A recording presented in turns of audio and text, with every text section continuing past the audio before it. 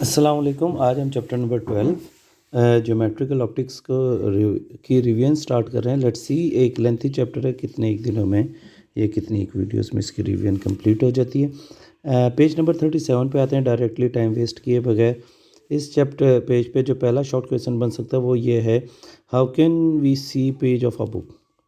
किसी भी बुक का पेज कैसे देख पाते हैं? हम कहेंगे कि we see a page of a book because light reflect from each part of the page in all direction. Book के पेज से हर डायरेक्शन में लाइट रिफ्लेक्ट कर रही होती है, हमारी आइज़ में भी आती है, लेकिन प्रिंटेड पोर्शन से तकरीबन कोई लाइट रिफ्लेक्ट नहीं होती, जिसकी वजह से हम जो है प्रिंटेड वर्ड्स को क्या कर पाते हैं, ऐसा ब्लैक एरिया देख पाते हैं। पर ये सिंपल शॉर्ट क्वेश्चन है। लॉन्ग क्वेश्चन है इस चैप्टर का, बहुत इंपॉर्टेंट है, आ सकता है बोर्ड में या टेस्ट वगैरह में। Right a note on reflection of light. तो इस लॉन्ग के अंदर वैसे ऑलरेडी दो शॉर्ट भी हैं, तो अगर ये लॉन्ग आता है रिफ्लेक्शन ऑफ लाइट पे, तो आप reflection of light is illustrated figure 12.1, figure 12.1 तो नहीं लिखेंगे, इलस्ट्रेटेड इन फिगर लिखेंगे। ये फिगर लाजमी बनाएंगे रिफ्लेक्शन ऑफ लाइट के लॉन्ग में, और यहाँ तक ये कंप्लीट हो जाएगा। रिफ्लेक्शन ऑफ लाइट का कॉन्सेप्ट एक दफ़ा देख लेते हैं। लाइट की रिफ्लेक्शन क्या है कि जब लाइट एक मीडियम में ट्रैवल कर रही है, सपोज़ ये लाइट ट्रैवल कर रही है, ये किस मीडियम में ट्रैवल कर रही है, मान लेते हैं कि एयर में, और ये एक मीडियम दूसरे मीडियम पे फॉल कर रही है, और दूसरा मीडियम क्या है, मिरर। तो ये लाइट यहाँ पे रुकी नहीं रहेगी, बल्कि ये बाउंस बैक हो जाएगी, किस में, दोबारा एयर में। अगर ऐसा फिनोमेना कि लाइट एक मीडियम में ट्रैवल करे, किसी दूसरे मीडियम पे फॉल करे और सेम मीडियम में बाउंस बैक हो जाए, इसको हम क्या कहते हैं, रिफ्लेक्शन ऑफ लाइट। तो ये रिफ्लेक्शन की डेफिनेशन आ गई। लॉज ऑफ रिफ्लेक्शन क्या कहते हैं? लॉज ऑफ रिफ्लेक्शन ये कहते हैं कि रिफ्लेक्शन का फिनोमेना ऐसे होता है कि अगर आप इंसिडेंट रे, वो रे जो कि फॉल कर रही है, नॉर्मल वो रे जो कि परपेंडिकुलर टू द सरफेस है, और रिफ्लेक्टेड रे वो रे जो कि रिफ्लेक्ट हुई है, ये तीनों रेस को देखेंगे, तीनों जो है एक ही प्लेन पे क्या कर रहे हैं, लाइट, एक ही सरफेस पे तीनों क्या कर रहे हैं, लाइट कर रहे हैं। ये पहला पॉइंट है लॉज ऑफ रिफ्लेक्शन का। ये भी सवाल आता है डिफाइन लॉज ऑफ रिफ्लेक्शन, तो रिफ्रैक्शन के साथ मिक्सअप नहीं करना इसको। दूसरा पॉइंट क्या है, द एंगल ऑफ इंसिडेंट। वो एंगल ऑफ इंसिडेंस क्या है, वो एंगल जो कि इंसिडेंट रे और नॉर्मल बना रही है, उस एंगल को हम क्या बोल रहे हैं, angle of incidence. The angle of incidence is equal to the angle of reflection. Angle of reflection क्या, हमने कहा वो एंगल जो कि रिफ्लेक्टेड रे और क्या बना रही है, नॉर्मल। तो ये हमारे पास सेकंड पॉइंट आ गया लॉज ऑफ रिफ्लेक्शन का। और इस पेज पे क्या चीज़ इंपॉर्टेंट है, ये रही। एक डिबेट थी नेचर ऑफ लाइट के बारे में, about the nature of light, कि लाइट जो है वो पार्टिकल है या वेव है। मुख्तलिफ साइंटिस्ट का मुख्तलिफ व्यू था, तो ये व्यूज़ आपसे एज ए एमसीक्यू पूछे जा सकते हैं। न्यूटन के मुताबिक जो लाइट थी वो कर्पस्कुलर नेचर की थी, मतलब न्यूटन यकीन रखता था कि ये सेल नेचर की है या पार्टिकल नेचर की, कर्पस्कुलर पर्टेनिंग टू सेल और पार्टिकल्स। जबकि अगर हम देखेंगे मैक्सवेल ने क्या थ्योरी दी कि लाइट कौन सी नेचर की है, वेव। और इसको रीइंफोर्स किया, सेकंड किया किसने, थॉमस यंग ने 1802 में, कि वाकई और उसने ये साबित किया कि लाइट कौन से नेचर की है, वेव नेचर की। मैक्सवेल और थॉमस यंग दोनों के एक ही मानना था, बल्कि थॉमस ने तो प्रूफ किया कि लाइट की कौन सी नेचर है, वेव नेचर। लेकिन प्लांक्स ने 1900 में शो किया कि लाइट जो है स्मॉल पैकेट्स पे, मतलब स्मॉल पार्टिकल्स पे मुश्तमिल है। अब चार साइंटिस्ट हैं जो एमसीक्यू में पूछे जा सकते हैं, एक न्यूटन, एक मैक्सवेल, एक Thomas young, and Planck's. Maxwell, Thomas young दोनों वेव नेचर के को सपोर्ट करते हैं, और न्यूटन और प्लांक्स दोनों पार्टिकल नेचर को। तो अल्टीमेटली फिर क्या डिसाइड हुआ कि लाइट की नेचर क्या है, पार्टिकल है या वेव? लाइट क्या है, डुअल नेचर है। बहरहाल ये चीज़ें आपको पता होनी चाहिए। Move to next page. Types of reflection. Reflection का था एक मीडियम में ट्रैवल कर रही है, दूसरे मीडियम में फॉल कर रही है, तो सेम मीडियम में बाउंस बैक कर जाएगी। दो किस्म की रिफ्लेक्शन होती है, एक रिफ्लेक्शन को बोला जाता है रेगुलर रिफ्लेक्शन, और एक को बोला जाता है इरेगुलर रिफ्लेक्शन। अगर लाइट जिस तरह यहाँ पे नज़र आ रहा है कि सारी रेज एक दूसरे के पैरेलल हैं और रिफ्लेक्ट होके भी एक दूसरे के पैरेलल लेंगी, इतनी, इस रिफ्लेक्शन को कहते हैं रेगुलर रिफ्लेक्शन। रेगुलर रिफ्लेक्शन होती क्या है? स्मूथ सरफेस पे क्या होती है? रेगुलर रिफ्लेक्शन होती है। अगर लाइट इंसिडेंट रेज तो पैरेलल हैं, लेकिन रिफ्लेक्टेड रेज एक दूसरे के साथ पैरेलल नहीं है, तो ऐसी रिफ्लेक्शन को हम कहते हैं इरेगुलर रिफ्लेक्शन। और ये कहाँ पर होती है? रफ सरफेस पे। तो डिफ्रेंशिएट बिटवीन रेगुलर और इरेगुलर आएगा तो दोनों की डेफिनेशन लिख देंगे और दोनों की हमारे यहाँ पे डायग्राम बना देंगे कॉलम बना के। आगे आते हैं स्फेरिकल मिरर। इसको समझना अच्छे तरीके से, क्योंकि हाफ पोर्शन पूरे चैप्टर का इस कॉन्सेप्ट पे होगा, स्फेरिकल मिरर पे। What is a spherical mirror? A mirror whose polished reflecting surface is a part of holosphere. ये पॉइंट सबसे पहले समझने वाला है कि होलोस्फीयर क्या है।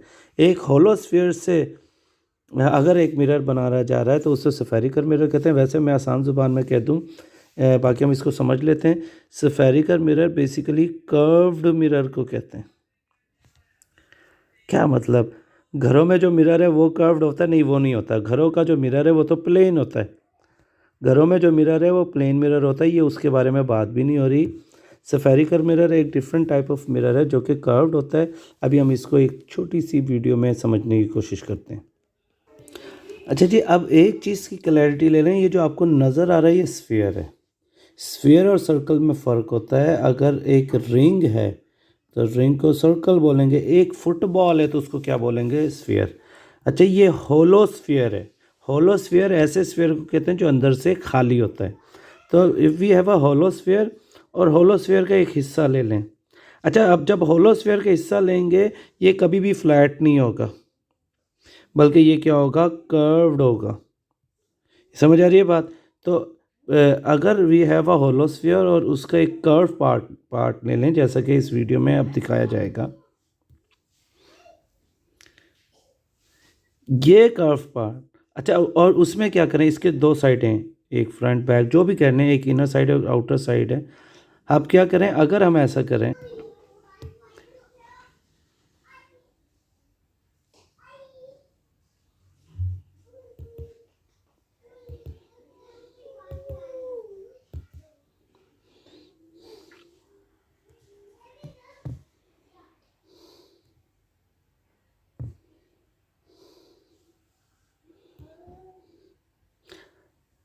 हाँ जी, अगर अब हम ऐसा करें कि अब ये दोनों सरफेसेस जो हैं वो किसकी थी? स्फेरिकल मिरर की थी।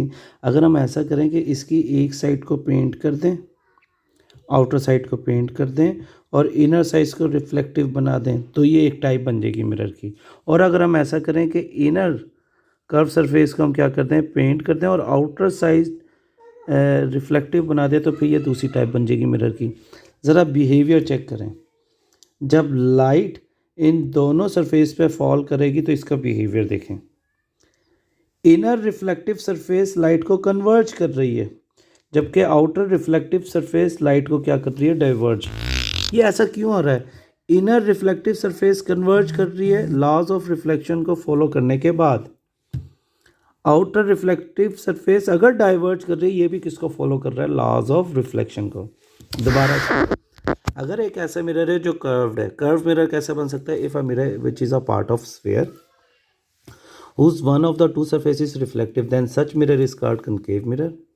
Now if the inner surface of the curved surface is reflective, then it is called a concave mirror, and if the outer surface is reflective, then it is called a convex mirror. ये clarity होनी चाहिए कि it's not a plane mirror. ये एक कोई plane mirror नहीं है जो आपके घरों में होता है, ये कर्व्ड मिरर है। ठीक है जी। अब आगे इसकी मज़ीद करेक्टरिस्टिक देखते हैं। अब हमने ये समझ लिया कि कौन सा स्फेरिकल मिरर क्या है। A mirror whose polished reflecting surface is a part of sphere. अब समझ आ गया? मतलब पार्ट ऑफ स्फीयर से, होलो स्फीयर से क्या समझ आ रहा है कि स्फेरिकल मिरर कोई स्ट्रेट या प्लेन मिरर नहीं है, बल्कि ये क्या है? कर्व्ड मिरर है। चलें नीचे आते हैं। सवाल बनेगा अब इस पेज पे, काफ़ी सारे शॉर्ट क्वेश्चन है और ये मैं बता दूं, ये जो टर्मिनोलॉजीज़ हैं जिसमें कनकेव मिरर, कन्वेक्स मिरर है, पोल है, सेंटर ऑफ कर्वेचर, ये अभी जो हमारे पास ये radius of curvature, principal focus, focal length या करेक्टरिस्टिक, ये तकरीबन हर साल ही एज अ शॉर्ट आते हैं। पास पेपर आप पिछली वीडियो में मैंने डिस्कस किए हैं, आप उससे भी देख लें कि ये आती हैं टर्मिनोलॉजीज़। अब टर्मिनोलॉजीज़ हमें क्लियरली समझ आनी चाहिए। पहला शॉर्ट क्वेश्चन बनता है what is a concave mirror? ऐसा स्फेरिकल मिरर जिसकी इनर सरफेस रिफ्लेक्टिव और कनकेव है कि साइज़ किस साइज़ का ये इमेज बनाता है। हमने कहा ये किसी भी साइज़ का इमेज बना सकता है डिपेंडिंग अपॉन के ऑब्जेक्ट जो है मिरर से करीब है या दूर है। ये हम आगे जाके भी मज़ीद डिस्कस कर लेंगे। और अच्छा ये रियल बनाता है या वर्चुअल इमेज, तो ये वर्चुअल नहीं बल्कि वर्चुअल भी बनाता है और रियल दोनों टाइप के इमेज बनाता है। रियल और वर्चुअल इमेज को आगे हम रिवीजन में मज़ीद डिस्कस करेंगे। What is a convex mirror? ऐसा मिरर जिसकी आउटर सरफेस जो है वो रिफ्लेक्टिव हो। अभी हमने कहा था अगर ऐसा मिरर बना दें, स्फेरिकल मिरर ऐसा बना दें कि जिसकी आउटर सरफेस पेंटेड हो और इनर रिफ्लेक्टिव हो, उसको हम कहते हैं कनकेव। और अगर ऐसा मिरर बना दें जिसकी इनर पेंटेड हो और आउटर रिफ्लेक्टिव हो, ऐसे मिरर को हम क्या कहते हैं? कन्वेक्स। याद रखिए। अच्छा कन्वेक्स मिरर कैसा इमेज बनाता है? एमसीक्यू है। साइज़ जो ये बनाएगा हमेशा छोटा बनाएगा, स्मॉलर इमेज बनाएगा। और हमेशा कौन सा इमेज बनाएगा? वर्चुअल। ये जहन में रखिएगा, जो कनकेव मिरर है वो वर्चुअल और रियल दोनों इमेज बनाता है। और साइज़ जो है ये छोटे साइज़ का इमेज भी बनाता है, इक्वल साइज़ का इमेज भी बनाता है, लार्जर साइज़ का इमेज भी बनाता है। कौन? कनकेव। लेकिन अगर हम कन्वेक्स की बात करें, कन्वेक्स की ये प्रॉपर्टी नहीं है। कन्वेक्स हमेशा स्मॉलर इमेज बनाएगा और हमेशा कौन सा इमेज बनाएगा? वर्चुअल। चलें जी, आज की वीडियो में इतना ही है। नेक्स्ट वीडियो में हम इसके आगे से चैप्टर के रिवीजन स्टार्ट करेंगे। Thank you so much.